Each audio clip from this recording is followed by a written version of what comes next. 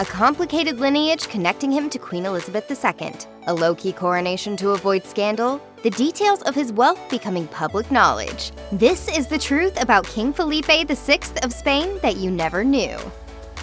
The role of the monarchy in Spain is largely ornamental, yet exceedingly important to national unity, culture, and the functioning of the government. Like the UK, Spain has a constitutional monarchy, meaning the reigning monarch is empowered by the Constitution to act as ceremonial head of state. However, actual governance is left in the hands of an elected parliament led by the Prime Minister.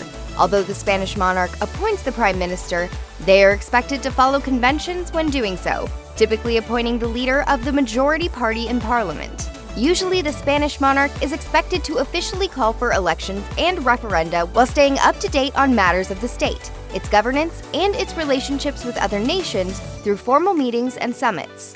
Although the British and Spanish monarchies and governments have some similarities, the origins of the United Kingdom's unwritten constitution extend all the way back to the 13th century. Spain's constitution, on the other hand, was adopted in 1978, 3 years after Felipe's father, Juan Carlos, ascended the throne. Juan Carlos became king after the death of Francisco Franco, whose military dictatorship began in the 1930s after the deposition of Felipe's grandfather, Alfonso IX. King Felipe has the distinction of being the first Spanish monarch to have been guided by the Constitution from day one of his reign.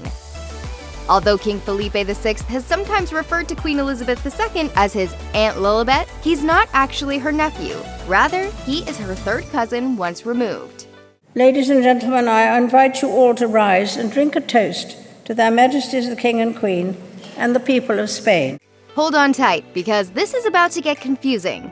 Queen Elizabeth is Queen Victoria's great-great-granddaughter because her father, George VI, was son of George V, who was the son of Edward VII, Queen Victoria's eldest son.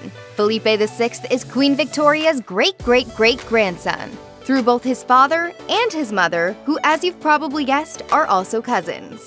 Felipe's father, Juan Carlos, is the grandson of deposed Spanish King Alfonso IX and his queen, Ina. Ina was Queen Victoria's granddaughter through Victoria's youngest child, Beatrice. Felipe's mother, Sophia, is the daughter of Paul of Greece, whose mother was Sophia of Prussia, whose grandmother was Queen Victoria through Queen Victoria's eldest child, Victoria. Still following?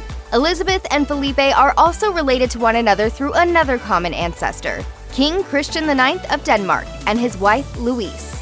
Christian and Louise's daughter, Alexandra of Greece and Denmark, married Edward VII, making these two Elizabeth's paternal great-grandparents. Alexandra's brother, George I, was the grandfather of Paul, and Paul was Felipe's maternal grandfather. Convoluted? Yep. A little messed up? Sure. But that's royalty for you. Boom. When King Felipe of Spain was still the Prince of Asturias, the title given to the presumptive heir to the Spanish throne, his skills as a yachtsman earned him a spot on Spain's 1992 Olympic sailing team. Felipe and his team finished in 6th place during that year's games. He was also Spain's flag bearer during the opening ceremonies, and to say that his mother, the former Queen Sofia, was proud would be something of an understatement. The Queen was reported by Royal Central to be, quote, beaming with joy from the stands, and even blew a kiss to Felipe as the parade passed by. Notably, Sofia is also a former Olympic athlete. She competed for Greece in the sailing competition at the 1960 Games in Rome, along with her brother and Felipe's uncle, Constantine II of Greece. Felipe's father, Juan Carlos, also sailed for Team Spain as a young man. Clearly, a love of sailing runs in the family. King Felipe's parents, both of whom descend from European monarchs, once expected him to marry a Catholic princess. However, Felipe had other ideas. During his 20s, his serious girlfriends included a Spanish socialite and an underwear model from Norway. Certainly, Juan Carlos and Sofia probably never expected that Felipe would eventually fall in love with a divorced woman raised by a journalist and a nurse whose only connection to the monarchy was through her work as a reporter for Bloomberg News and CNN. Still, his parents were likely at least pleased that the future Queen Letizia was in fact Catholic. Moreover, because Leticia's first marriage had been officiated in a civil ceremony, it was not recognized by the church, and she therefore did not need an annulment to marry Felipe.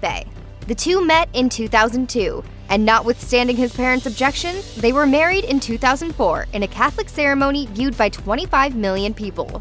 Their first child, Leonor, was born the next year, followed by her younger sister, Sofia. Because Spain still observes male preference birthright, Leonor could lose her place as future queen if her father were to produce a son at any given time, just as Felipe's eldest sister Elena did when he was born. Due to the king and queen's age, though, that seems unlikely. King Felipe's father, Juan Carlos, began his reign in 1975, following the death of Francisco Franco. Juan Carlos had been groomed to continue Franco's legacy upon the dictator's passing. ¡Viva el rey! ¡Viva! ¡Viva España! ¡Viva! However, when Franco died, he reinstated the democratic system, replaced Franco's anti-reformist prime minister, and saw to it that a constitution was put in place, one that didn't proffer unlimited power to any one person. In the meantime, he fought off a number of attempted military coups that threatened to restore Franco's ideals. For the first 3 decades of Juan Carlos' reign, Spain flourished. In fact, the country prospered so much that when he spent great sums of his extraordinary wealth during this period, it either didn't register with the people of Spain, or they seemed willing to ignore it. That all changed after the early aughts, however, as the bottom fell out of the economy in Spain. The patience of the Spanish people was already being tried when white-collar criminal allegations were levied against Juan Carlos' son-in-law, Iñaki Urdangarin. The monarch's lavish spending habits became more and more apparent, and by the time Juan Carlos announced his abdication, many were questioning the continuing viability of the Spanish monarchy. In June 2014, Spain was in the throes of an economic crisis. The Spanish royal family was also contending with the white-collar criminal allegations against Iñaki Urdangarin, accusations suggesting that Juan Carlos had acted irresponsibly as his country was in trouble. On top of all that, there were increasingly loud demands for secession by the people of Catalonia. It's nothing against the people, it's against the Spanish government. They've crossed a red line 1, 2, 3 times again. Of course, the coronation of the Spanish monarch would normally call for an extravagant, widely attended religious ceremony and celebration. But in the face of all these issues, King Felipe opted for something that was a little more low-key. In fact, this wasn't so much a coronation as it was a proclamation. In June 2014, the Daily Mail published a piece about the Spanish royal family under the reign of King Felipe. The tabloid wrote, "They've been employing a recent display of frugality, in keeping with the scale of the economic crisis facing Spain. And it seems this new austere stance isn't about to change, even for the most important event in the past 40 years. Although Europeans may be accustomed to elaborate coronations, Felipe VI wasn't about to take any chances. He swore his oath in a subdued, secular ceremony attended only by a select few politicians and family members. Afterward, the newly crowned king, his wife, and their 2 daughters greeted the people of Spain from the balcony of Zarzuela Palace. They were joined by both Juan Carlos and Sofia. Low-key as it was, King Felipe's coronation was accompanied by protests from some who wished to abolish the constitutional monarchy altogether, in favor of a straight-up democratic republic. Nevertheless, opinion polls from that time indicated that Felipe had done much to improve the public perception of the royal family. On the other hand, those polls also suggested a willingness on the part of the Spanish people to put the continuation of the monarchy to a public referendum. Following his budget-friendly coronation ceremony, Felipe attempted to win the confidence of the Spanish people by working on a progressive political agenda. His focus included transparency with regard to the monarchy, support of the LGBTQ community, and a more liberal approach to the relationship between church and state.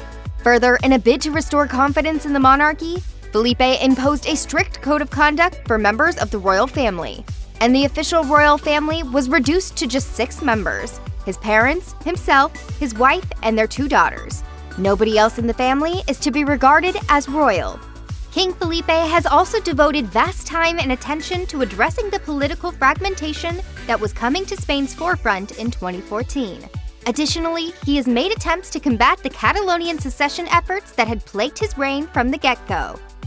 From the very beginning of his reign, King Felipe of Spain emphasized the importance of transparency and integrity in all of the royal family's dealings. And he's been putting his money where his mouth is, too, including a recent public disclosure of his own net worth. Apparently, Felipe estimates this fortune to be worth around $2.8 million. In addition, he also disclosed that most of that net worth, around $2.4 million, is made up of securities and bank savings, only some of which are liquid.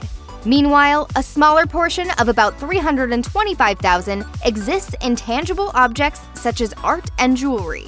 It seems like King Felipe was simply getting ahead of the transparency game with these moves, however. Just hours later, the Spanish government issued a decree mandating that the royal household publish quarterly financial statements, including its budget, all tenders made, all gifts received, and all charitable donations. This obligation now applies equally to all of the members of the household, including senior staff.